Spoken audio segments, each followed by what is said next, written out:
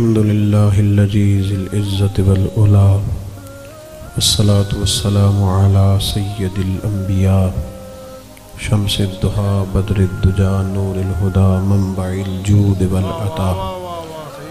أما بعد، أعوذ بالله من الشيطان الرجيم. بسم الله الرحمن الرحيم. قل إن كنتم تحبون الله فاتبعوني يحببكم الله.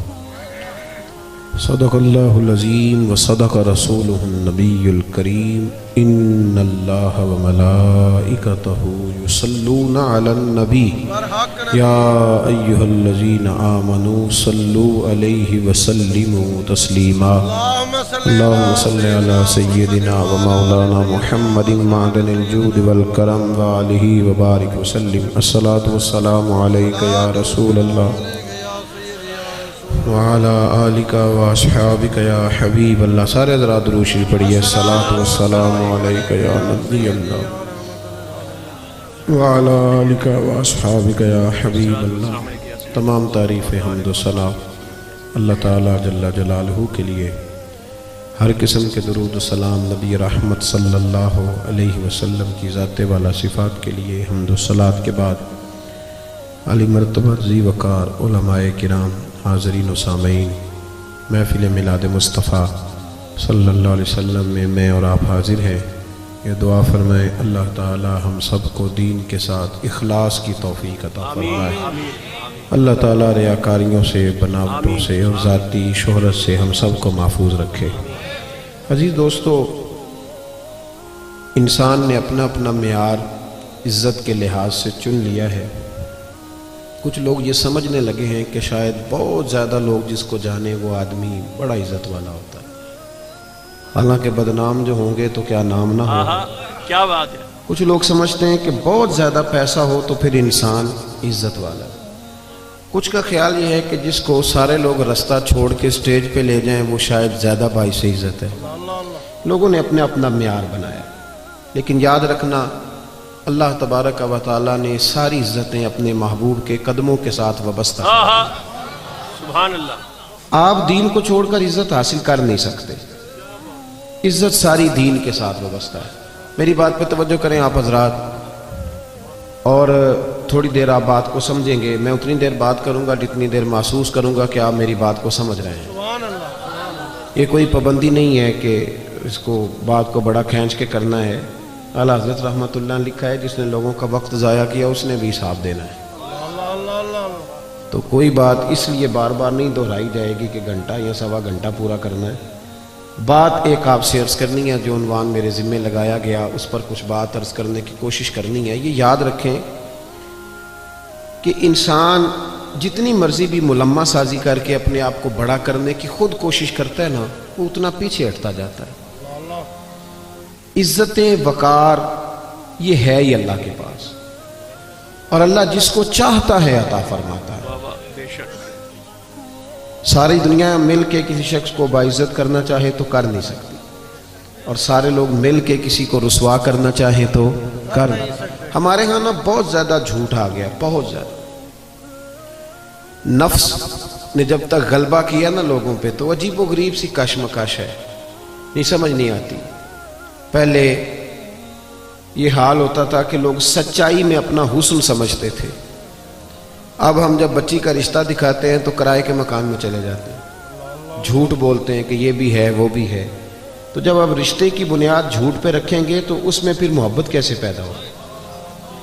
صرف مسئلہ یہ نہیں ہے کہ لڑکے والے لالچی ہیں، مسئلہ یہ ہے کہ لڑکی والے لالچ دے رہے ہیں. تو جھوٹ کے سہارے لوگ عزت حاصل کرنے کی کوشش کرتے ہیں.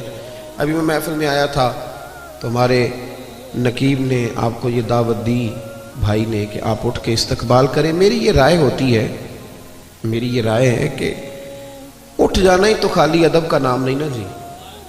جو دل سے ادب کرتا ہے وہ نہ بھی اٹھے تو پھر بھی ادب والا ہی ہے. مطلب آپ دیکھیں نا، آپ روڈ پہ اگر وزیر چڑھ جائے تو پھر بھی غریب کو رستہ نہیں ملتا، تو اگر کوئی پیر چڑھ جائے تو پھر بھی رستہ کوئی نہیں ملتا. 50 گاڑیاں آگے لگی ہوئی ہیں، بڑی مشکل حالت ہے، پیچھے ہٹ جاؤ، بندوقوں والے فلانے. یہ معیار نہیں. آپ اگر سمجھیں کہ یہ معیار ہے، اس سے کچھ دیکھیں نا. آپ تو لوگ سمجھتے ہیں جس کی تصویریں زیادہ چھپتی ہیں وہ زیادہ عزت والا ہے. کوئی معیار ہے؟ تو دولت بھی معیار نہیں، پھر معیار کیا ہے؟ اللہ کریم نے قرآن مجید میں فرمایا اے میرے محبوب کے غلاموں، اگر تم اپنے رب سے محبت کرنا چاہتے ہو نا تو پھر میرے نبی کی غلامی کرو، اور تمہیں ملے گا کیا؟ قل ان کنتم تحبون اللہ، محبوب ان سے فرما دیجیے اگر یہ اللہ سے محبت کرنا چاہتے ہیں تو فاتبعونی، ان سے کہیے آپ کی غلامی کریں۔ عزت کتنی ملے گی؟ یحببکم اللہ، واہ واہ واہ، اللہ خود ان سے محبت فرمائے گا۔ اللہ کرے آپ کو سمجھ آئے میری بات کی، لفظوں پہ غور فرمایا کریں۔ قرآن مجید کی آیت ہے یحببکم اللہ، اللہ خود ان سے محبت کرے گا۔ جس سے وزیر اعظم محبت کرے اس کا کیا حال ہوتا ہے؟ ایم این اے اور ایم پی اے صاحب محبت کریں تو وہ آدمی تو بیچارہ سیدھا کھڑا بھی نہیں ہو سکتا، اتنا بھاگتا دوڑتا ہے۔ تو میں نہیں پتا کہ ہماری پارٹی کی حکومت ہے، تو بتلاؤ نا میرے بھائی جس سے اللہ محبت کرے۔ سبحان اللہ، کیا بات، اپنا معیار یہ سمجھ لیں کہ سچ میں معیار ہے۔ وہ ہمارے ہاں نا لوگ یہ سمجھنے لگے ہیں کہ اچھے اخلاق والا وہ ہوتا ہے جو میٹھا بولتا ہے، تو میں کہتا ہوں میٹھا تو لوگ مطلب کے لیے بھی بولتے ہیں۔ میٹھا فقط اخلاق میٹھا بولنے کا نام تو نہیں نا میرے بھائی۔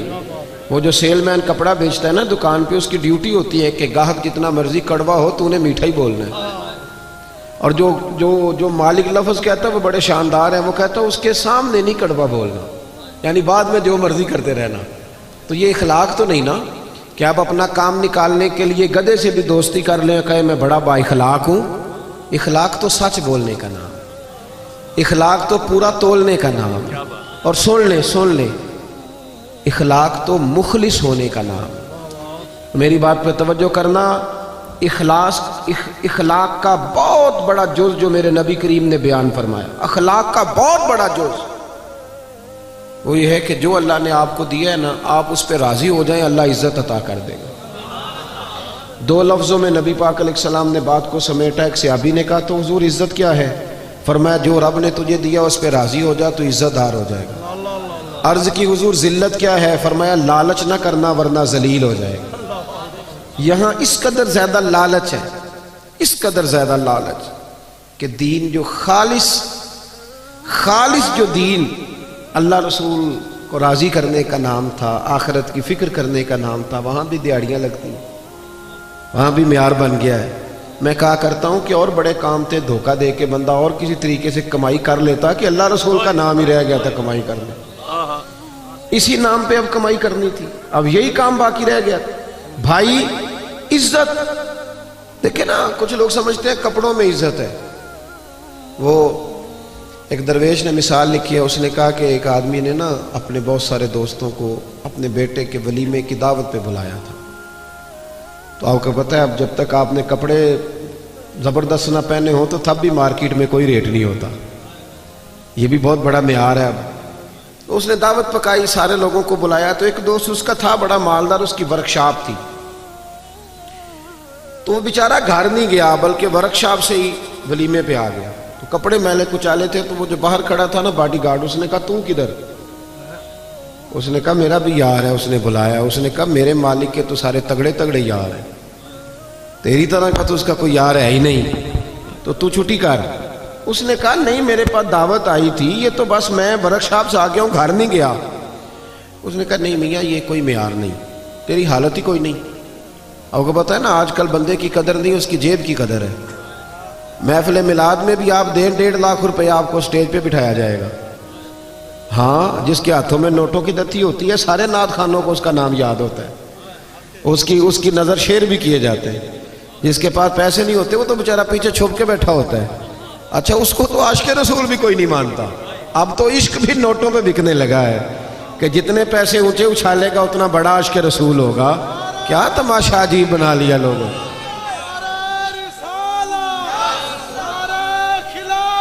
سنیں جی، اللہ آپ کو جزا دے، اللہ آپ کو سنیں میری بات۔ تو وہ بندہ نا بیچارہ فیکٹری سے سیدھا ورکشاپ سے ہی آ گیا، اس نے کو نہ داخل ہونے دیا، کہا بھاگ جا، میرے جو مالک ہیں ان کے تو مالدار لوگ دوست ہیں، تو کدھر سے آ گیا؟ اس کو بڑا غصہ چڑھا، وہ گھر گیا، کاٹن کا سوٹ پہنا، اچکن شچکن پہنی، اچھی طرح تیاری کر کے آیا، تو اس نے گھسنے دیا۔ اس نے کہا نہیں اب ٹھیک ہے، آپ کا حق بنتا ہے۔ وہ جب اندر گیا تو اس نے ڈونگا منگایا سالن کا، اور اپنے کپڑے سالن میں ڈبونے شروع کر دیے. کبھی ویس کو ڈبوتا, کبھی کرتا ڈبوتا, کبھی بازو ڈبو. اس نے کہا یہ کیا کر رہے ہو؟ کہنے لگا میری دعوت تو نہیں, دعوت تو کپڑوں کی ہے, کیونکہ میں تو پہلے بھی آیا تھا, مجھے کسی نے گھسنے ہی نہیں دیا. یعنی معیار کپڑے بن گئے, معیار گاڑی بن گئی. یہ عزت ہے, یہ وقار ہے ہمارا, یہ وقار ہے. یعنی پیر صاحب کے آستانے میں بھی جس کے ہاتھوں میں شاپر زیادہ ہو اس کو ذرا آگے جگہ ملتی ہے, اور جو بیچارہ غریب ہو اس کو کہتے ہیں تو جمعرات والے دن سویرے 8 بجے آنا, اس دن ذرا میری نظر زیادہ سولی ہوتی ہے, تیرے اوپر کرم کی نظر ہوگی. یہ معیار ہے, یہ طریقہ ہے. لو سنو معیار کیا ہے. صاحب طبقات نے لکھا, صاحب اسد الغابہ نے لکھا, حضرت عمر کا زمانہ, اللہ تعالیٰ نے بہت زیادہ مال دیا مسلمانوں کو. حضرت حضور اکرم علیہ السلام کے زمانہ ظاہری میں بھی اسلام پر غربت رہی, حضرت ابوبکر صدیق کے زمانے میں بھی غربت رہی, حضرت عمر کے زمانے میں بڑا مال آیا اور لوگوں کو مال ملا. میں نے ایک مضمون لکھا تھا, کبھی شاید اس عنوان پر میری کوئی گفتگو بھی کہیں موجود ہو. میں نے کہا تھا کہ فقیری وہ نہیں ہوتی کہ بندے کی جیب میں کچھ نہ ہو تو فقیر ہے. فقیر ہوتا ہی وہ ہے جو بادشاہی میں فقیری کرے, جو بادشاہی میں فقیری کرے نا, سارا کچھ ہو پھر بھی فقیر ہو, وہ فقیر ہوتا ہے. حضرت عمر کے زمانے میں نا بڑا مال آیا, ظاہری اسباب بھی اللہ نے بڑے دیے, بڑے اسباب. حضرت عبد الرحمن ابن عوف رضی اللہ تعالیٰ عنہ فرماتے ہیں بحرین سے مال غنیمت آیا تو مسجد نبوی میں اتنا بڑا ڈھیر لگا کہ جو اونچے قد والے لوگ تھے وہ بھی مال کے پیچھے چھپ گئے. بدری صحابہ کو 50 ہزار دینار ملے. کتنے جی؟ اللہ تعالیٰ فضل فرمائے. 50 ہزار دینار, سمجھے کروڑوں روپیہ ملا. حضرت عمر کو بھی ملے, لیکن حضرت عمر کے صاحبزادے فرماتے ہیں کہ مسجد سے وہ نکلے اور گھر جانے تک انہوں نے 50 ہزار سارے غریبوں میں بانٹ دیا. صحابہ نہ مسجد میں بیٹھ گئے, میری توجہ سے بات سننا. صحابہ مسجد میں بیٹھ گئے, کہنے لگے یار اتنے ملکوں کے وزیر آتے ہیں, سفیر آتے ہیں, پر عمر فاروق کی طامت وہی پھٹی ہوئی, کرتا وہی پیوند والا, عجیب آدمی ہے. اب تو اللہ نے آسانی بھی دی ہے, کرتا ہی بدل لے. سب کہنے لگے جی کہنا چاہیے, کہنا چاہیے, یہ تجویز آپ کی ٹھیک ہے. بالکل کہیں گے, میں بھی کہوں گا, آپ بھی کہیں گے. جب طے ہو گیا نا عمر کو کہنا ہے تو حضرت ابو دردہ بولے, کہنے لگے یہ تو ٹھیک ہے عمر کو کہنا ہے کرتا لے لو, پر یہ بتاؤ کہ اس شیر سے بات کس نے کرنی ہے, اس شیر سے. اب تو لوگوں کی جیبیں الگ الگ ہے نا, 1000 والی جیب الگ ہے, 5000 والی الگ ہے. اب تو یہ معاملہ ہی ختم ہے نا کہ پیسے دینے ہیں کہ نہیں دینے. تو کہا کس نے کہنا حضرت عمر سے؟ تو صحابہ کہنے لگے کہ ایک بندہ ہمارے پاس ہے جو حضرت عمر سے بات کر سکتا ہے. کہا وہ کون؟ کہنے لگے مولا علی شیر خدا, حضرت علی. اور ان لوگوں کا آپس میں بڑا پیار تھا. اشداء علی الکفار رحماء بینہم, کافروں پہ سخت تھے, آپس میں تو بڑے ہی رحم دل تھے, پیار تھا. اور جب قرآن کہتا ہے آپس میں رحم دل تھے تو پھر ہم قرآن کی مانیں گے, کسی غیر کی نہیں مانیں گے. تو قرآن نے کہہ دیا آپس میں رحم دل تھے تو پھر کسی اور سے ہمیں تفصیل لینے کی کوئی ضرورت نہیں ہے. حضرت علی سے کہا تو مولا علی شیر خدا کہنے لگے بات تمہاری ٹھیک ہے, کرتا عمر کو نیا پہننا چاہیے, میں بھی اسی حق میں ہوں, پر میرا وہ سجن ہے, میں اس کی طبیعت کو جانتا ہوں, مجھے پتہ ہے یہ بات میں بھی نہیں کر سکتا اس کے ساتھ, کیونکہ میں جانتا ہوں. تو جناب پھر کون کرے گا؟ تو حضرت عمر کہنے لگے ایک بندہ ہے, ایک شخصیت ہے, وہ کہیں گے تو عمر مان جائیں گے. کہ وہ کون؟ کہ ام المومنین سیدہ عائشہ صدیقہ رضی اللہ تعالی عنہا, وہ مومنوں کی ماں ہے, ہر ایک کے لیے قابل احترام ہے, وہ کہیں گی تو عمر مان جائیں گے. جناب عمر کسی کی پرواہ نہیں کرتے تھے. کسریٰ کے بادشاہ نے وقت مانگا تو فرمایا جاؤ دوڑ جاؤ, ٹائم کوئی نہیں. لیکن سیدہ عائشہ کے پاس لوگوں نے جا کے کہا کہ یہ بات ہے, عمر کو کہنا کرتا نیا پہنے. جب جا کے کہا نا, اماں جی نے کہا عمر سے بات کر لیتے ہیں, بلاؤ نا ذرا عمر کو. حضرت عمر کو پیغام گیا تو دوڑے ہوئے آئے, پردے کے پیچھے اتحیات میں بیٹھ گئے, آنکھوں میں آنسو. اماں جی میں نے دیر تو نہیں کر دی, اماں جی میں نے کوئی حکم ماننے میں دیر تو نہیں کی؟ کہا نہیں وقت پہ آ گئے ہو. اماں جی کیا حکم تھا؟ جناب فاروق اعظم رضی اللہ تعالیٰ عنہ کے پوچھنے پر سیدہ فرمانے لگی اب تو کئی ملکوں کے وزیر سفیر آتے اور اللہ نے آسانی بھی دے دی ہے, تو عمر کرتا بدل ہی لے, سب لوگوں کی خواہش ہے. جب سیدہ نے کہا تو فرماتی ہے میں نے پوری بات عمر کو سمجھائی, پر قربان جاؤں فاروق اعظم رضی اللہ تعالیٰ سنتے رہے. جب میں خاموش ہوئی تو کہا اماں جی مجھے بھی اجازت ہے ایک جملہ کہنے کی. کہا عمر اجازت ہے. تو جناب عمر رو پڑے.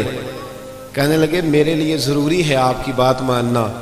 آپ جیسے کہیں گی میں مان لوں گا, پر مجھے اسی طرح کے کرتے پہنائیے گا جس طرح کے میں رسول پاک کے دور میں پہنا کرتا, اور میں انہی طریقوں پہ چلنا چاہتا ہوں جن پہ ابو بکر صدیق چلے.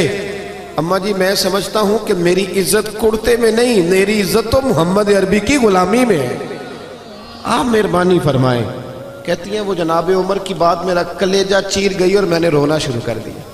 میں رونے لگی اور میں نے کہا عمر آپ جائیے, بات صحابہ کی بھی ٹھیک تھی پر جہاں آپ کھڑے ہیں نا سب سے بہترین کھڑے ہیں, آپ جائیے. میرے بھائی کپڑوں میں عزت رہ گئی, گاڑیوں میں عزت رہ گئی, دولتوں میں عزت رہ گئی. اور میرے بھائی دولت میں بڑی عزت ہوتی تو سب سے زیادہ دولت سیدہ فاطمہ الزہرا کے گھر میں پڑی ہوتی. اگر مال بڑا شاندار ہوتا نا, بڑا ضروری ہوتا, تو سب سے زیادہ امام حسن اور حسین کی تجوریوں میں ہوتا. لیکن میرے نبی نے تو ہاتھ اٹھا کے دعا مانگی کہ اللہ میرے اہل بیت کو ضرورت کے مطابق روزی دینا. حضور نے, آپ کہیں ثابت کریں کہ نبی کریم نے کہا یا اللہ میرے بچوں کو زیادہ مال دے. حضور نے تو کہا اللہ ضرورت کے مطابق دے, ضرورت کے مطابق. کتنے لوگ بیٹھے ہیں مجمع میں اور سب کا دعویٰ ہے کہ ہم بڑے غریب ہیں, بڑے مجبور ہیں, لیکن کسی کی بیٹی بھی اتنا کام نہیں کرتی کہ ہاتھوں پہ چھالے پڑ جائے.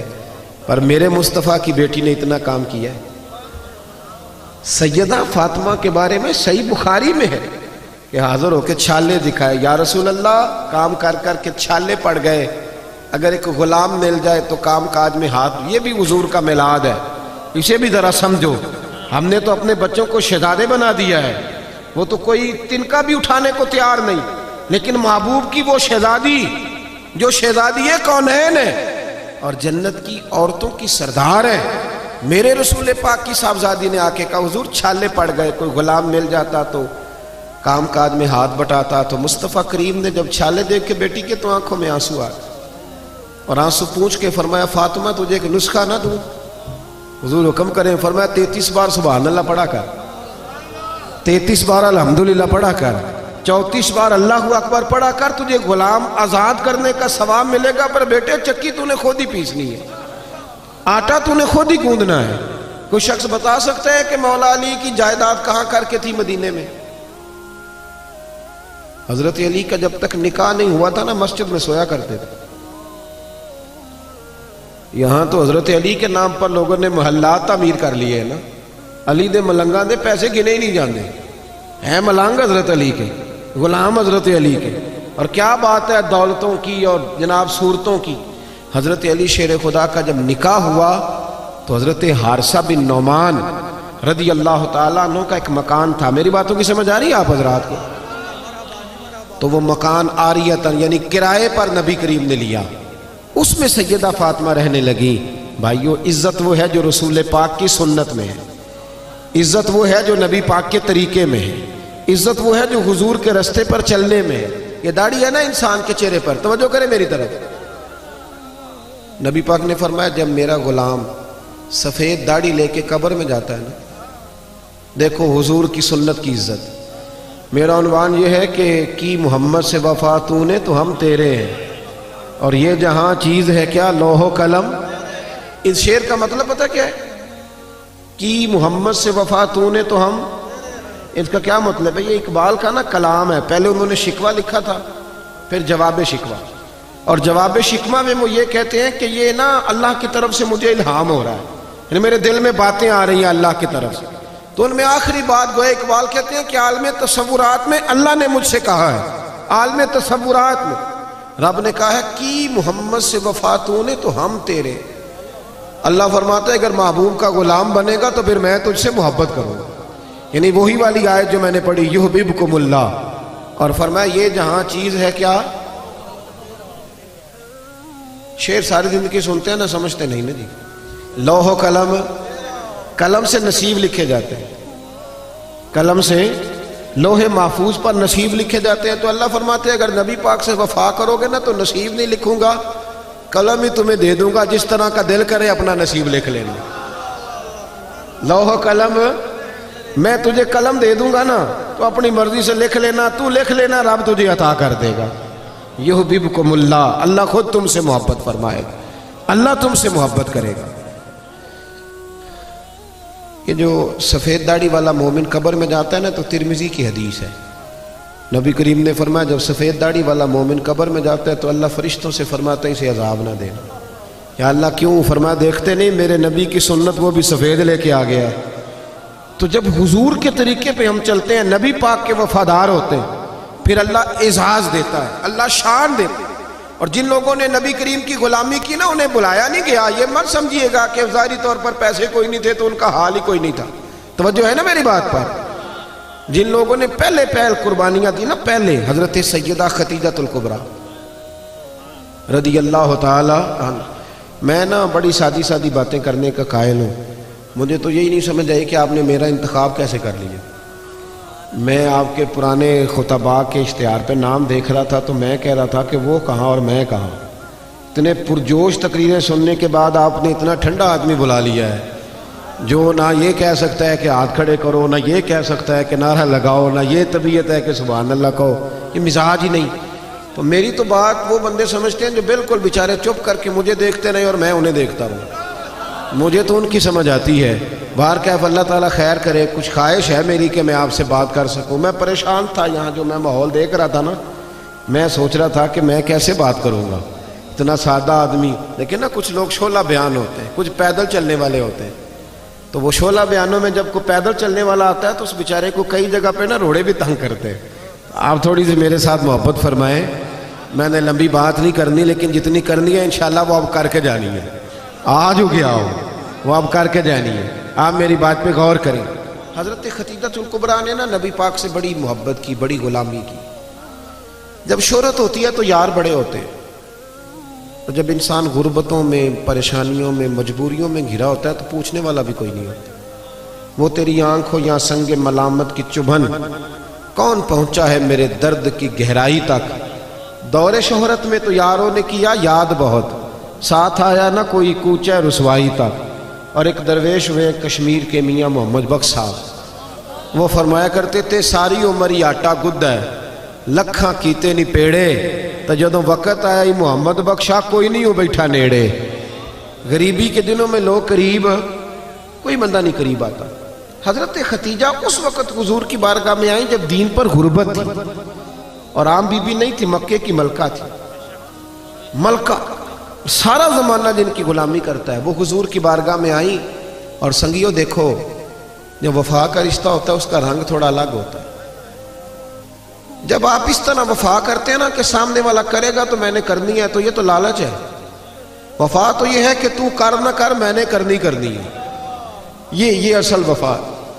हज़रत खतीजा आई हुजूर की बारगाह में तो इतना माल था, फरमाती हैं 20-20 नौकरानियाँ थी मेरे घर में काम करने वाली। और फिर बुखारी मुस्लिम में मौजूद है कि एक वक्त वो भी आया कि सैयदा खतीजतुल कुबरा खुद खाना पका के निकली और कच्चे बावर्ची खाने में रोटी पकाई, और आपके कुर्ते को ना 10 पैबंद लगे हुए। जिस बीबी के घर में 20 कनीज आए, देखे ना, आदमी गरीब से अमीर हो जाए तो काम चल जाता है, और अमीर से गरीब हो जाए मुश्किल बढ़ती। हज़रत खतीजतुल कुबरा रदी अल्लाह ताला अन्हा ने 20-20 नौकरानियां देखी। फिर हाल ये हुआ कि अम्मा जी के अपने कपड़ों पर पैबंद लगा हुआ है, और जनाब सैयदा खतीजतुल कुबरा जब बावर्ची खाने से खाना लेके हुजूर की बारगाह तक पहुंची ना, ये पैगाम मेरा बेटियों को, बहनों को देना जाके कि जब बीबी खामद के लिए खाना पका के निकलती है तो रब इस बात को पसंद कितना करता है। इसको सिर्फ दुनिया ना समझना, इसका दर्जा क्या है। हजरत खतीजा जब निकली और हुजूर की बारगाह तक आई तो नबी करीम ने फरमाया खतीजा तेरे आने से पहले जिब्रील आ गए, और वो आके अर्ज कर रहे हैं या रसूल अल्लाह, रब फरमाता है खतीजा खाना लेके आ रही है, और जब वो खाना लेके आ जाए ना तो खतीजा को उसके रब का सलाम दे दीजिएगा। इतना है। फिर हजरत खतीजा ने विसाल फरमाया, और दुखों का माहौल था जब वो दुनिया से गई।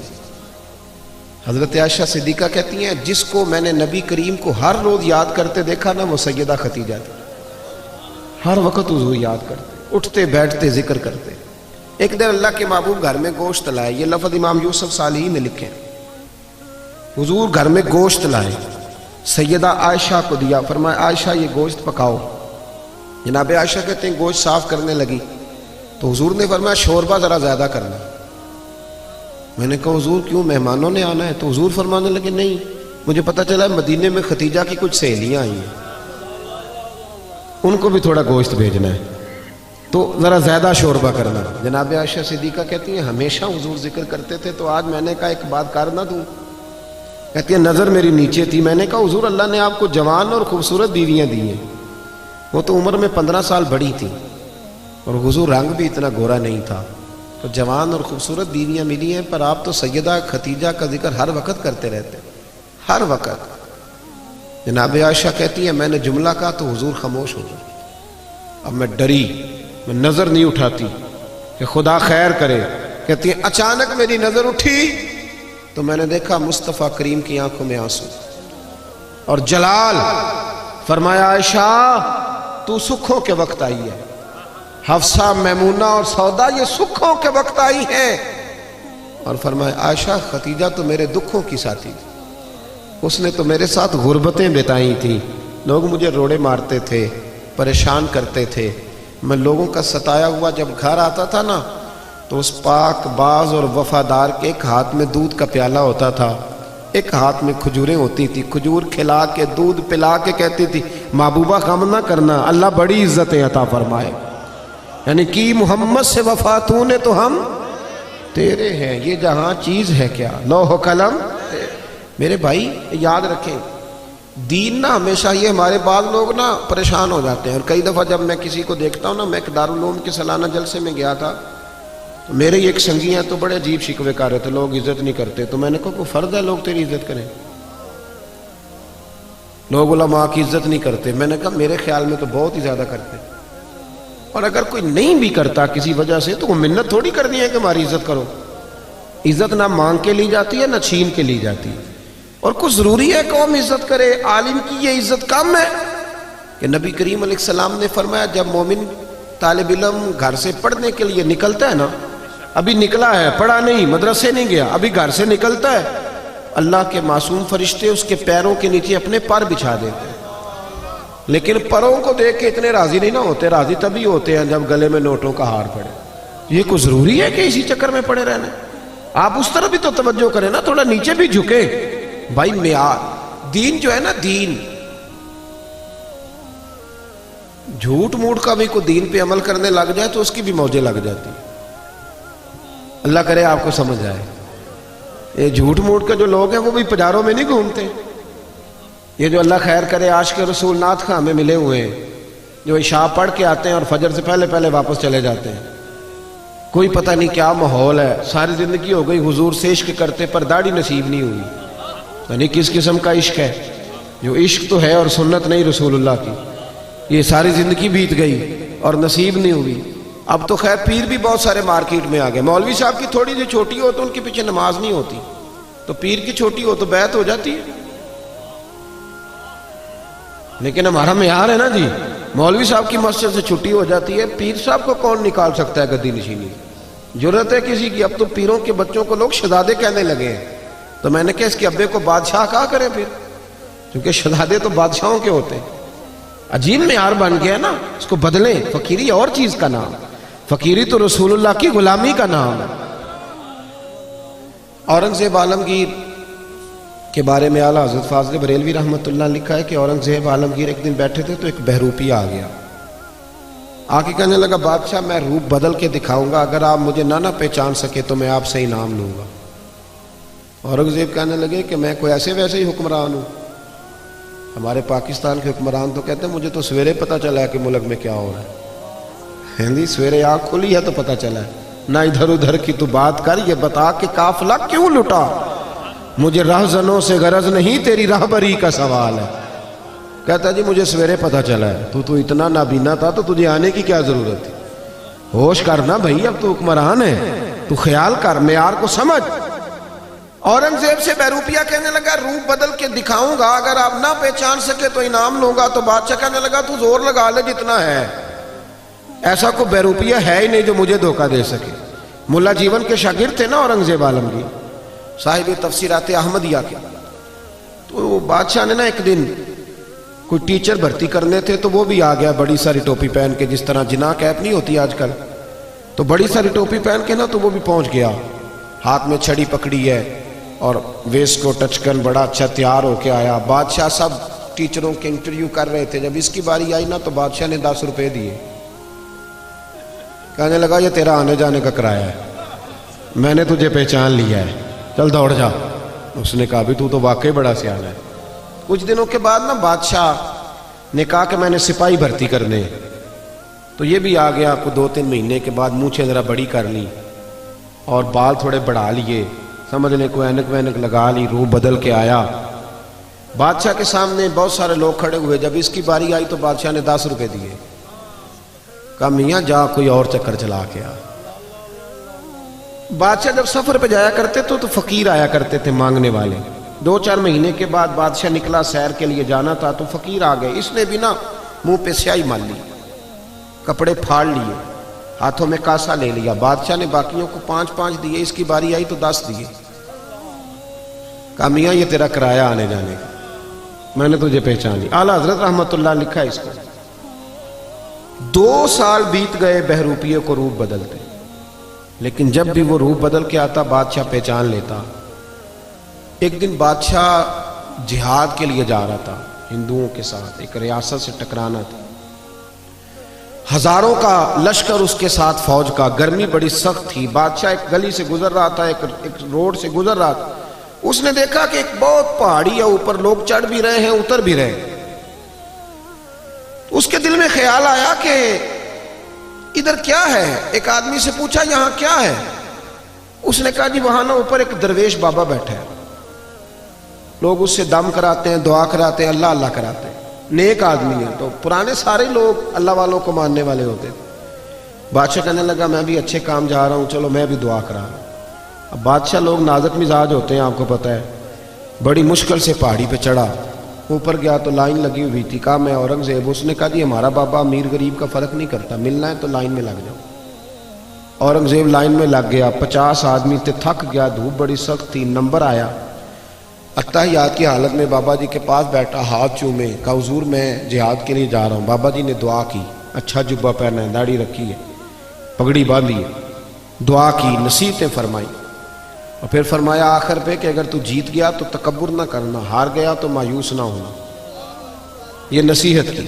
اورنگزیب کہتے ہیں کہ میں نے چند سکے نہ بطور نذرانہ کے بابا جی کے مصلے کے نیچے رکھے، اور جب میں الٹے قدم اترنے لگا تو بابا جی رومال جھاڑ کے کھڑے ہو گئے، کہنے لگے آج نہیں پہچانا تم نے۔ کوئی نہیں سمجھ آئی آپ کو؟ کہنے لگے آج نہیں پہچانا، آج تو نہیں نہ پہچانا، رکھ میرا انعام بنتا ہے، رکھ ادھر۔ بادشاہ کہنے لگا اللہ تیرا بھلا کرے، تو نے تو تھکا دیا، کہاں چڑھا ہوں کہاں رکا ہوں، پسینہ پیروں تک آ گیا ہے، پر چلو بات بن گئی، تو نے بھائی کمال کر دیا، اورنگزیب کو دھوکہ دیا۔ بہرحال بتا کیا چاہیے؟ بادشاہ نہ سب سے قیمتی ہیرے اپنے تاج میں لگایا کرتے تھے، سب سے قیمتی ہیرے۔ کہنے لگا وہ جو تیرے سر پہ تاج ہے نا، اس کے جو ہیرے ہیں وہ چاہیے، 2 سال ہو گئے محنت کرتے، قیمتی۔ بادشاہ نے اسی وقت تاج اتارا، اس کے پیروں میں رکھا، تو کہنے لگا یہ تو نے مانگا ہے نا منہ سے، میں جہاد سے واپس آتا ہوں تو آنا، میں اپنی مرضی سے بھی دوں گا۔ یہ جملے کہہ کے بادشاہ جب غار سے اترنے لگا تو بہروپیے نے آواز دی، کہنے لگا بادشاہ ذرا سننا۔ بادشاہ نے پلٹ کے دیکھا، کیا ہوا؟ کہنے لگا اپنا تاج لے جا، مجھے ضرورت نہیں رہی۔ اس نے کہا بڑا پاگل ہے تو، 2 سال سے جدوجہد کر رہا ہے، کہتا ضرورت نہیں۔ اس نے کہا لے جا، نہیں ضرورت۔ کہا کیا ہوا؟ تھا بہروپیہ پر کھول کے رویا، اتنا رویا کہ چیخے مارنے لگا۔ کہنے لگا بادشاہ مجھے تو سمجھ ہی آ جائی ہے، مجھے تو پتہ ہی آج چلا ہے۔ کہا کیا ہوا؟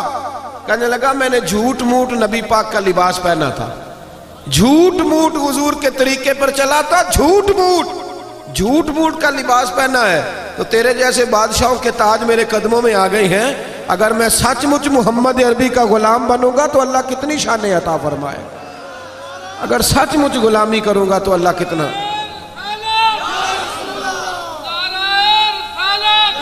بھائی یہاں تو جنہوں نے جھوٹ موٹ نام لیے ان کی موجیں لگ گئی، تو جو سچ مچ کریں گے بتائیے اللہ کتنی شانیں عطا فرمائے۔ اپنا معیار نہ بدلے کبھی بھی معیار. ہمارا معیار بڑا عجیب ہو گیا ہے, بڑا عجیب معیار ہے. یعنی عجیب رنگ ہے نا ہمارا کہ خوشی کا موقع ہوا تو شیطان کو دعوت دے لی, بیٹی کی شادی ہوئی تو جرانہ شیطان سے, ڈھول ڈھمکا شور شرابہ, اور جب کوئی مر گیا پھر اللہ رسول سے دوستی, پھر ختم شریف, رب رسول سے دکھوں کا رشتہ. جب تجھے شوق آئے اور تیرے اوپر نعمت ہو تو پھر تو غیروں کو دعوت دے. یا تو کرنا جرت, کر جرت, پھر کول والے دن بھی بینڈ باجا بجا تیرا پتہ چلے. پھر ایک طرح کا معیار کر, دنیا دکھنا میں نے دنیا رکھنی ہے جی, میرے لوگ کیا کہیں گے, تو لوگ تو کسی کو اچھا کہتے ہی نہیں. پھر کیا تو ساری دنیا داری کر کے ٹھیک ہو گیا ہے؟ صحابہ نے کوئی معیار نہیں بنایا, انہیں پتا تھا کہ مصطفیٰ سے وفا کریں گے تو بچیں گے, رسول اللہ کی غلامی کریں گے تو اس غلامی. حضرت سلمان فارسی آپ جانتے ہیں کہ انہوں نے پہلے بہت بڑے رئیس کے بیٹے تھے, پھر حضور کی تلاش میں نکلے تو کہاں رکے, کہاں گزرے, کہاں پہنچے, غلام بن کے مکے اور مدینے میں وقت گزارا, یہودی کے باغ میں مزدوری بھی کی, اور پھر اللہ نے ایسا انعام دیا کہ حضرت عمر کے زمانے میں ایک صوبے کے گورنر بھی بنا دیے گئے, صوبے کے گورنر بنا دیے گئے. حضرت سلمان فارسی رضی اللہ تعالیٰ عنہ جب گورنر تھے تو کئی ملکوں کے وزیر سفیر آپ سے ملنے آئے. یہاں تو میں نے عجیب رنگ دیکھا ہے, ہمارا نعت خاں بھی ولیمے والے دن وہ کنگھی کر لیتا ہے الٹی سیدھی, اب اس کا عشق بھی محفل پہ رہتا ہے اللہ ماشاءاللہ. اور میں نے دیکھا ہے کہ جب دنیا داروں کی محفل ہوتی ہے تو بہت سارے دیندانوں کے رنگ بھی بدلے ہوئے ہوتے ہیں, یعنی ٹوپیاں, امامیں, دستاریں, یہ ساری چیزیں صرف نا اب اس طرح ہے جس طرح کوئی لباس پہن لو تو آ جاؤ, بعد میں چھٹی. یہ تو معیار مسلمان کا نہیں نا. رسول اللہ کا غلام تو ہر جگہ رسول اللہ کا غلام ہی ہوتا ہے. یہ تو نہیں نا کہ یہاں وہ نبی پاک کا غلام ہے اور جب شادی میں جائے گا تو پھر کس کا ہے جی. یہ تو دو رنگی چھوڑ کے یک رنگ ہو جا, سراسر موم ہو جا یا سنگ ہو جا. حضرت سلمان فارسی بیٹھے تھے, آپ کو پتہ ہے جب نیا نیا لوگوں کے پاس پیسے آتا ہے نا تو پھر ان کے حالات بدل جاتے ہیں, پھر بچے بھی کہتے ہیں ابا جی اب دور بدل گیا, اب دور میں ایک شادی میں جا رہا تھا تو میرے آگے آگے باپ بیٹا چل رہے تھے, تو بچہ اپنے ابا جی سے کہتا ہے ابا جی اتھے ان جا کے نا تو میٹھے چولاں تے سالن پا کے نہ کھایا جی. میرا پیار تھا اس بچے سے تو میں نے اس کو روکا, میں نے کہا بیٹے اصل میں نا تیرے ابے نے سیانا ہونا تھا پر تو ذرا دیر سے پیدا ہوا, اگر ابا جی سے پہلے آ جاتا تو تیرا ابا سیانا ہو جاتا, اب تو آیا دیر سے.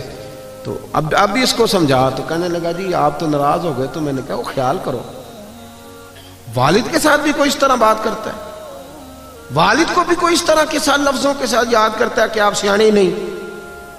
یعنی ماں باپ کو بھی یہ کہا جا سکتا ہے, جو وقت کا محدث ہوتا ہے نا محدث, اور جو امام وقت ہوتا ہے اس کی ماں ان پڑھ بھی ہو تو محدث کی جنت بھی ماں کے قدموں کے نیچے ہی ہے. یہ کوئی معیار نہیں. اور اپنے وقت کا بہت بڑا مفسر قرآن ہو تو میرے نبی کریم نے فرمایا اللہ اسی کا راضی ہوگا جس کا ابا راضی ہوگا. باپ چاہے ان پڑھ ہو, صرف مومن مسلمان ہونا شرط ہے, تو معیار نہ بدلے. حضرت سلمان فارسی بیٹھے تھے, کھانا لگا ہوا تھا دسترخوان پہ. حضور علیہ السلام نے فرمایا ہے کہ جب تم دسترخوان پہ روٹی کھاؤ تو کوئی لقمہ دسترخوان پہ گر جائے تو اٹھا کے کھا لو, اللہ تمہاری بخشش فرما دے گا. تو اب کئی وزیر سفیر آئے ہوئے تھے, اب تو دسترخوان رہے نہیں, آپ کو پتہ ہے اب تو ڈائننگ ٹیبل ہے اور اب تو معیار بالکل بدل گیا. تو دسترخوان پر بیٹھے تھے سب لوگ, ایک لقمہ حضرت سلمان فارسی کے ہاتھ سے دسترخوان پر گر گیا. آپ نے پہلے وہ لقمہ اٹھایا, پھر دسترخوان پہ انگلی پھیر کے نا اس کو چاٹنے لگے تو قریب ایک صحابی کان میں کہنے لگے حضور ٹھہر جائے, یہ لوگ کیا کہیں گے, ان کو جا لینے دیں, اس کے بعد کر لیجئے گا, ان کو نہیں پتا ابھی ہمارے معیار کا. کان میں بات کی تھی, چاہیے تھا حضرت سلمان فارسی بھی کان میں جواب دیتے, پر وہ تو جذباتی ہو گئے. فرمانے لگے کیا کہا تم نے, یہ لوگ کیا کہیں گے؟ فرمایا ان 4 دنیا داروں کے لیے میں اپنے نبی کا طریقہ چھوڑ دوں, ان 4 دنیا داروں کے لیے رسول اللہ کا طریقہ چھوڑ دوں. اور پھر اتنے جذبات میں آئے کہ پگڑی اتر گئی, اپنے بال ہاتھوں سے پکڑ لی اور فرمانے لگے سن, میں تو مکے اور مدینے کے باغوں سے کھجوریں اتار کے بیچتا تھا, یہ جو میرے سر پر عزت کے بال ہیں یہ محمد عربی کے اگائے ہوئے ہیں. حضور نے مجھے عزت دی ہے اور آج میں حضور کا طریقہ چھوڑ جاؤں, نبی پاک کے طریقے سے ہٹ جاؤں؟ نہ معیار بدلے. مسلمان کی عزت صرف اور صرف میرے نبی کے قدموں میں ہے. یہ جتنا مرضی باؤ بن جائے، اپ ٹو ڈیٹ ہو جائے، یہ سارا زمانہ گھوم کے آ جائے، اس کی عزت رسول اللہ کے قدموں۔ میں ملک سے باہر گیا تو آپ کو پتہ ہے ہمارے جو باہر لوگ ہیں تو وہ بڑا بڑا رنگ دکھاتے ہیں، وہ پکی سڑکیں دیکھ کے پریشان ہو جاتے ہیں کہ ان کی سڑکیں بڑی پکی ہیں۔ تو مجھے بھی انہوں نے بڑے بڑے ٹھنڈے ٹھنڈے شہر دکھائے، بڑا کچھ ہوا، مجھے بہت سارے وہاں کے شہر دیکھنے کا موقع میسر آیا۔ تو واپسی پہ جو میرے میزبان تھے وہ مجھے کہنے لگے آپ کو ہمارا ملک کیسا لگا؟ تو میں نے کہا یہ تبصرہ کرنا کوئی ضروری ہے؟ کہنے لگے نہیں آپ واپس جا رہے ہیں تو ایک سوال ہوتا ہے تو بتا دیں کیسا لگا۔ تو میں نے کہا میری اصل میں مجبوری یہ ہے کہ میں انگریزوں کا یہ ملک دیکھنے سے پہلے مدینہ دیکھ چکا ہوں، اور مدینہ دیکھ کے اب میں کسی انگریز کے ملک کی تعریف کروں تو یہ ہو نہیں سکتا، یہ معیار نہیں۔ جنوں ویکھ کے ٹھر دیاں اکھیاں نے، جنوں ویکھ کے ٹھر دا سینہ ہے، ربا تیری ساری خدائی چ ایک ہی تے شہر مدینہ ہے۔ یہ کیا معیار ہوا کہ وہاں کھڑے ہو کے وہاں سمجھ کر مدینہ منورہ میں حضور کے مواجہ پہ حاضری دیکھ کے باہر نکلا تو میرے شہر کے ایک بہت بڑے سیاسی آدمی تھے، مجھے مل گئے، پیر صاحب السلام علیکم۔ وعلیکم السلام۔ تو کہنے لگے آپ بڑی گھٹن والی زندگی گزار رہے ہیں، کسی بڑے بڑے آدمی کے پاس نہیں جاتے، تو آپ کو لے نہ جائیں ذرا اسلام آباد کی؟ تو میں نے کہا جی مجھے بھی آپ کی بھی کوئی سمجھ نہیں آئی کہ جس بندے کو سب سے بڑی بارگاہ میں کھڑے ہونے کا موقع مل جائے پھر وہ چھوٹا ہی ہے نا کہ چھوٹے چھوٹے لوگوں کے پاس جا کے منتیں کرتا پھرے۔ کہنے لگا کیا مطلب؟ میں نے کہا مجھے تو حضور نے اپنے مواجہ اقدس پہ کھڑا کر لیا ہے، اب میں وڈیروں کے سامنے جاؤں، اب میں دنیا داروں کے سامنے جاؤں، اب میں ان کی طرف دیکھوں؟ یہ معیار نہیں مسلمان کا، خوددار بن کے جئیں گے، اس لیے کہ ہماری عزت نہ دولت سے نہ شہرت سے، عزت تو رسول اللہ کے قدموں سے۔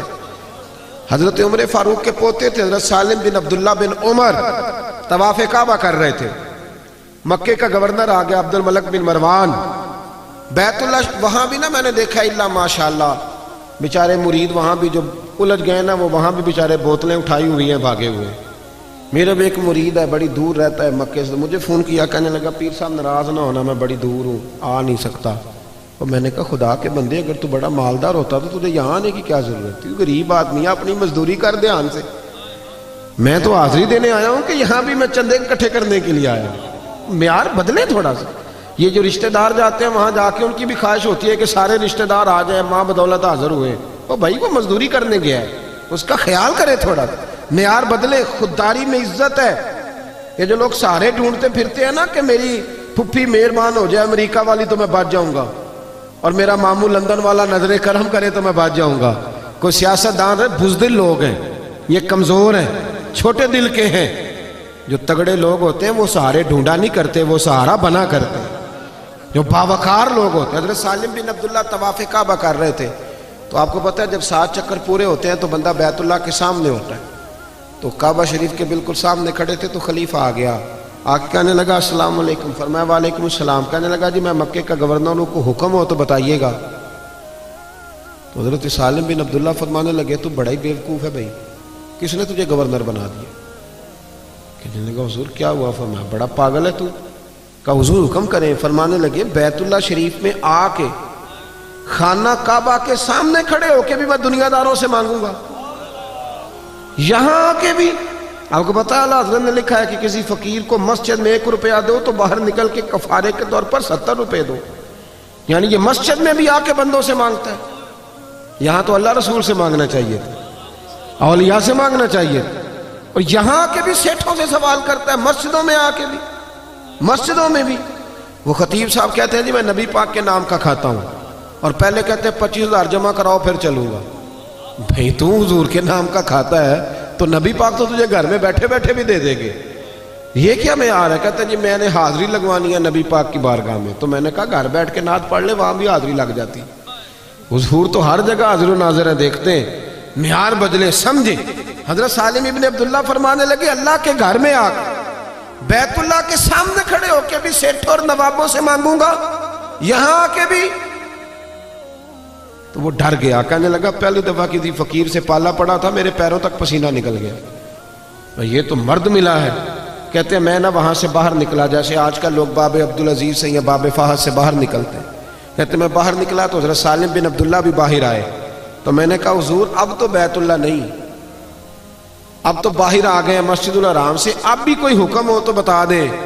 فرماتے ہیں مسکرانے لگے، کہنے لگے اگر تو نہیں جان چھوڑتا تو چل بتا تجھ سے دین مانگوں کہ دنیا مانگوں؟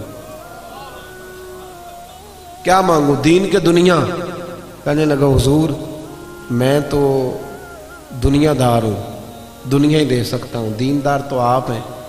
جناب سالم بن عبداللہ مسکرائے اور اس کے کندھے پر تھپکی دی، فرمانے لگے جا پھر اپنا کام کر، دنیا تو میں نے اس سے کبھی نہیں مانگی جس نے دنیا بنائی ہے، اس سے کبھی سوال دنیا کا نہیں کیا، اس سے بھی اس کے محبوب کی غلامی مانگی، جا اپنا کام کر، تجھ سے میں دنیا مانگوں گا تو مجھے دنیا دے گا، جا اپنا کام کر۔ خودداری جو ہوتی ہے نا، خودداری، وہ ایک شاعر بیٹھا تھا تو کوئی آدمی اس کے 5 روپے ہاتھ میں تھما گیا، بیچارہ کو پتہ ہے کئی شاعروں کی حالت بھی طرز کھانے والی ہوتی، لیکن بندہ بڑا قیمتی تھا، کوئی 5 روپے تھما گیا اس کے ہاتھ میں، لیکن اس نے ایک شعر کہا مجھے تو اتنا پسند آ گیا کہ کئی انقلاب برپا کر دیتے ہیں نا جملے، انقلاب برپا کر گیا۔ وہ 5 روپے کو شیٹ پکڑا گیا تو اس نے آواز، ادھر آ بھائی ادھر آ۔ وہ بندہ واپس آیا تو اس نے کہا یہ 5 روپے کیوں دیے؟ کہنے لگے تو غریب ہے، تجھے ضرورت ہوگی۔ وہ کہنے لگا ضرورت ہوگی تو میں اللہ سے مانگوں گا، اللہ کے رسول سے مانگوں گا، اپنے مرشد سے مانگوں گا، سیٹھوں نوابوں سے مانگوں۔ اٹھا اور شعر کہا تو قلم توڑ دیے۔ کہنے لگا یہ آرزوئے کرم اور میں آپ سے کروں، یہ آرزوئے کرم اور میں آپ سے کروں، یہ بھیک اس کو دیجئے جس کا خدا نہ ہو، یہ بھیک اس کو دیجئے جس کا خدا نہ ہو، میں تو خدا والا ہوں اور محمد مصطفیٰ والا ہوں، مجھے تو بڑا کچھ ملتا ہے، یہ لے جاؤ۔ کسی اور گردن کو جھکا دیتا ہے خیرات کا پتھر، جہاں میں مانگنے والوں کے سر کبھی اونچے نہیں ہوتے۔ پرانے بادشاہ جو ہوتے تھے نا، ان کو بڑا شوق ہوتا تھا تعریفیں کرانے کا، ان کو بڑا شوق ہوتا تھا، اور ان کو میں بس مضمون سمیٹنے کی طرف آ رہا ہوں، بات سمیٹ رہا ہوں۔ یہ بڑا شوق ہوتا تھا بادشاہوں کو تعریفیں کرانے کا، آج بھی آپ کو پتہ نا بڑا شوق ہوتا ہے۔ یہ ہمارے سٹیجوں پہ بھی یہ حال ہوتا ہے کہ جس کی ڈیوٹی ہوتی ہے اعلان کرنے کی، وہ ایسے ایسے لقب کہہ دیتا ہے کہ وہ جس کے لیے کہہ رہا ہوتا ہے وہ بھی سوچتا ہے کہ اس کا ترجمہ کیا ہے جو اس نے کہہ دیا ہے، یعنی اس کا معنی کیا تھا، پر ڈیوٹی لگی ہوئی ہے کہہ دیتے ہیں، یعنی لقب کے بیچ میں بندہ ڈھونڈنا مشکل ہو جاتا ہے کیا کچھ کہہ گیا۔ اور اگر اس سے پوچھیں کہ تجھے پتہ ہے تو کہتا ہے نہیں میں اشتہار تو پڑھے ایسے۔ جی فلسفہ ہے بھئی، آپ سادی سی بات کریں، لوگوں کو کیا پتا بیچاروں کو کہ یہ خطیب پاکستان کا ترجمہ کیا ہے اور مقرر ذی شان کا معنی کہاں سے ڈھونڈنا ہے۔ سادہ سا نام لکھیں۔ میں تو منت کرتا رہتا ہوں دوستوں کی کہ اشتہاروں پہ تصویریں بھی نہ لگایا کرو، کوئی ضرورت نہیں ہے اس کی۔ اللہ تعالیٰ توفیق دینے والا ہے، حسن ہمیشہ سادگی میں ہوتا ہے۔ یہ جو ریاکاری ہوتی ہے یہ تو اداکاری ہوتی ہے، تو اداکاری آپ کتنی دیر کریں گے؟ اداکاری کر کے بندہ تھک جاتا ہے۔ نارمل زندگی میں مزہ ہے، ان چکروں میں نہ پڑے، اس سے باہر آئیں، جو نارمل زندگی ہے اس میں رہیں، سادے۔ ہمارے بزرگوں نے کوئی ملمہ سازی نہیں کی، پر اللہ نے انہیں بڑی شانیں عطا فرمائی۔ آپ سارے اکابرین کو دیکھ لیں۔ فرزق شاعر گزرا ہے اہل عرب کا، تو وہ بڑے زبردست قصیدے لکھتا تھا، بڑے زبردست قصیدے لکھتا تھا، تو بادشاہ اسے انعام دیتے تھے۔ آج بھی آپ یقین کریں بڑے انعام ملتے ہیں قصیدے، جو قصیدے اچھے پڑھے اس کو وزارت اچھی ملتی ہے، پتہ ہے نا آپ کو۔ جو اچھے قصیدے پڑھنے والا ہو نا، اچھے بوٹ پالش کرے، وہ اچھا وزیر بنتا ہے۔ باقی جو قصیدے نہیں پڑھے گا پیچھے رہ جائے گا۔ تو درباری لوگوں کو ہمیشہ لوگوں نے نوازا ہے، تو بڑے قصیدے پڑھتا تھا۔ عبد الملک بن مروان کہتے ہیں میں طواف کعبہ کے لیے جب حاضر ہوا نا، تو میں طواف کر رہا تھا، تو میرے بالکل پیچھے نا حضرت امام زین العابدین بھی آ گئے۔ جب امام زین العابدین آئے تو لوگوں نے رستہ چھوڑ دیا۔ کچھ عزتیں خدائی ہوتی ہیں نا، لوگوں نے رستہ چھوڑا، تو خلیفہ کو بڑا برا لگا کہ مجھے میرے لیے چھوڑا نہیں، امام کے لیے چھوڑا ہے، پر تیری نسل پاک میں ہے بچہ بچہ نور کا، تو ہے عین نور تیرا سب گھرانہ۔ تو وہ نا فوری طور پہ فرزق سے کہنے لگا کہ یہ ان لوگوں کو میں پوچھ لوں گا، یہ انہوں نے زین العابدین کو رستہ چھوڑا، میرے لیے نہیں چھوڑا۔ تو شاعر کہنے لگا، تیز آدمی تھا، کہنے لگا بادشاہ ان کو تو پوچھ لے گا تو وہ ذرا حجر اسود کی طرف بھی دیکھ، جدھر جدھر امام زین العابدین گھومتے ہیں وہ بھی ادھر ہی گھومتا جاتا ہے، حضور کی اولاد کا تو وہ بھی ادب کر رہا ہے، اور تو کہتا پوچھ لوں گا۔ تو وہیں کھڑے کھڑے نا اس نے 100 شعر کہہ دیا امام زین العابدین کی شان۔ بڑا زبردست شاعر تھا نا، جو فی البدی اہل زبان لوگ ہوتے ہیں وہ کمال کر دیتے ہیں. قصیدہ کا تو 100 شعر وہیں پہ، تھوڑی کی دیر میں اس نے اتنے شعر کہہ دیے. بادشاہ کو برا لگا، اس نے بعد میں کوئی بہانہ بنایا. اپنے مخالفین پہ تو پرچے بندہ کٹوا ہی لیتا ہے نا بعد میں اقتدار میں آ جائے. اس نے پھر نا بہانہ بنایا، اور یہ سارے ایسے ہی کرتے رہے ہیں. جن پر آج پرچے ہیں یہ کل کسی اور پر پرچے کٹاتے تھے. یہ بس ہمارے ملک میں نا سوچ ایک ہی ہے، نمبر پلیٹیں ہی بدلتی ہیں، گاڑیاں وہی پرانی ہیں. اس کی نمبر پلیٹ اتار کے اس کو لگا دو، اس کی اس کو لگا دو، باقی بیچ میں انجن وہی پرانے ہیں سارے.